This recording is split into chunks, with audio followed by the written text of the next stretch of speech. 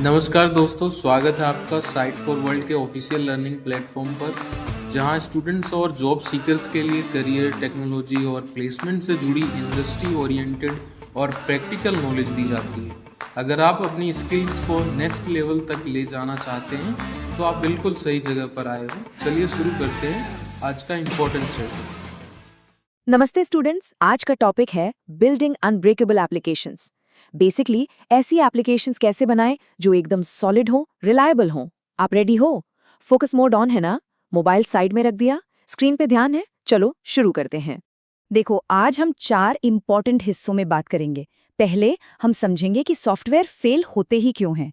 फिर देखेंगे कि इसे बचने के लिए यानी प्रिवेंशन के लिए आखिर बिल्ड और टेस्ट ठीक से कैसे करते हैं। उसके बाद अगर प्रॉब्लम आ भी जाए तो उसे जल्दी से जल्दी कैसे पकड़ें। और फाइनली सबसे जरूरी, अपना सेफ्टी नेट यानी रिकवरी प्लान कैसे तैयार रखें। ओके, तो शुरू करते हैं सेक्शन 1 से। और यहाँ हम एक कड़वी सच्चाई से शुरुआत करेंगे कि हर सॉफ्टवेयर, लिटरली हर सॉफ्टवेयर कभी ना कभी फेल होता ही है। ये एक ऐसी क्राइसिस है जो आनी ही है। कोई भी एप्लीकेशन हमेशा के लिए परफेक्ट नहीं रह सकती। अब सोचो, जब कोई एप्लीकेशन, मान लो आपकी फेवरेट शॉपिंग ऐप, बंद हो जाती है तो क्या होता है? बिजनेस को 2 तरह का पेन होता है। एक है इकोनॉमिक पेन, मतलब सीधा सीधा पैसों का नुकसान, सेल्स रुक जाती हैं। और दूसरा, जो शायद उससे भी बुरा है, वो है रेप्यूटेशनल पेन। कंपनी की इमेज, उसकी इज्जत सब मिट्टी में मिल जाती है। लोग ट्रस्ट करना बंद कर देते हैं। तो ये डाउन टाइम होता क्यों है? इसके कई कॉमन रीजन हैं। कभी हार्डवेयर ही धोखा दे देता है, जैसे सर्वर ही बैठ गया। कभी कोड में ही कोई बग निकल आता है। और कभी कभी तो हम इंसान ही गलती कर देते हैं। इमेजिन करो, किसी एम्प्लॉय ने गलती से पूरा डेटाबेस ही डिलीट कर दिया। या फिर इससे भी बुरा, कोई जानबूझकर सिस्टम में घुस जाता है, जैसे हैकिंग। और हाँ, नेचुरल डिजास्टर्स जैसे बाढ़ या भूकंप, इनको भी हम इग्नोर नहीं कर सकते। तो इतनी सारी प्रॉब्लम्स हैं, तो प्लान क्या है? हम इन सबसे फाइट बैक कैसे करेंगे? अब प्रॉब्लम समझ ली है तो चलो सॉल्यूशंस की तरफ बढ़ते हैं। रेडी हो नेक्स्ट स्टेप के लिए? सेक्शन 2 है प्रिवेंशन यानी बचाव।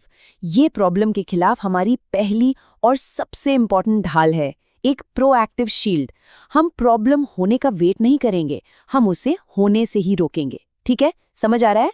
और प्रिवेंशन की शुरुआत पता है कहाँ से होती है? यूजर एक्सपीरियंस डिजाइन यानी यूएक्सडी से। इसका सिंपल सा मतलब है कि प्रोडक्ट को यूजर के हिसाब से बनाओ। उसकी जरूरत क्या है, उसका गोल क्या है, वो कैसे सोचेगा, इस सब को ध्यान में रखकर, ताकि उसका एक्सपीरियंस एकदम सिंपल और प्रोडक्टिव हो।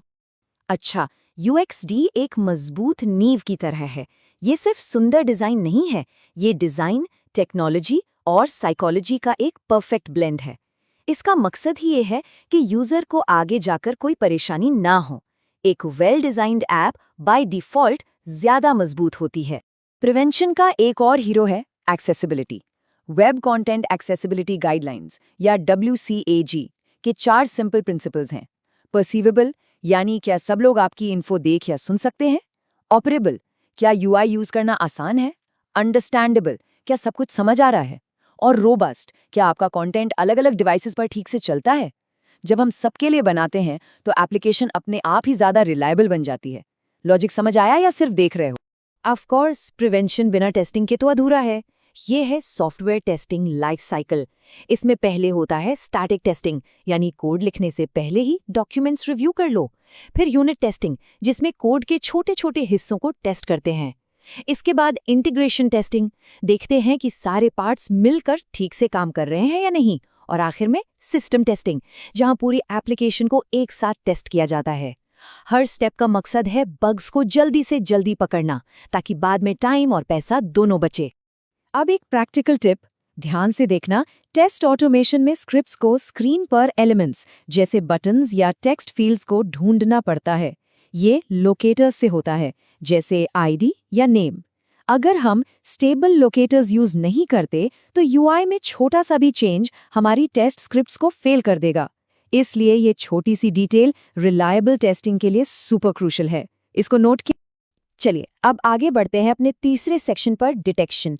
मान लो हमारी एप्लीकेशन लाइव हो चुकी है।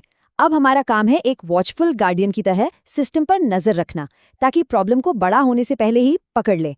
माइंड इधर ही है? और यहीं पर एंट्री होती है ऑब्जर्वेबिलिटी की।